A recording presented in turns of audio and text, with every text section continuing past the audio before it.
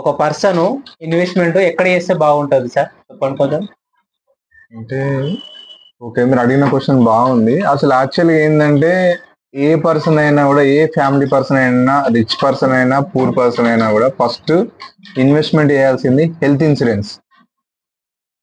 Health insurance తీసుకున్న తర్వాత అది కూడా మినిమం 10 లక్షల కన్నా తక్కువ ఉండద్దు ఇప్పుడున్న పరిస్థితులలో. ఆ తర్వాత అతను ఇన్వెస్ట్మెంట్ చేయాల్సింది ఏంటంటే టర్మ్ ఇన్సూరెన్స్. ఏది బిజినెస్ పర్సన్ అయితే టర్మ్ ఇన్సూరెన్స్, లేదంటే సాలరీ పర్సన్ అయితే టర్మ్ ఇన్సూరెన్స్ తీసుకోవాలి. లేదు అనుకుంటే మామూలుగా వ్యవసాయం చేసే వాళ్ళు కానీ ఎవరైనా ఉన్నారు అనుకోండి, లేకపోతే చిన్న చిన్న బిజినెస్ కానీ బయట ఆ పని చేసుకునే వాళ్ళు ఉంటారు, సేవింగ్ పాలసీలు తీసుకోవాలి. వాళ్ళ తగ్గట్టు సేవింగ్ పాలసీలు తీసుకోవాలి. వాళ్ళ సంవత్సరం ఆదాయాన్ని బట్టి దాని ఒక పాలసీ తీసుకుంటే బెస్ట్. అదొకటి బెస్ట్. అవి రెండిట్లలో ఏది తీసుకున్నా ఫస్ట్ అయితే కంపల్సరీ ఉండాలి, హెల్త్ ఉండాలి, ఆ తర్వాత టర్మ్ ఉండాలి.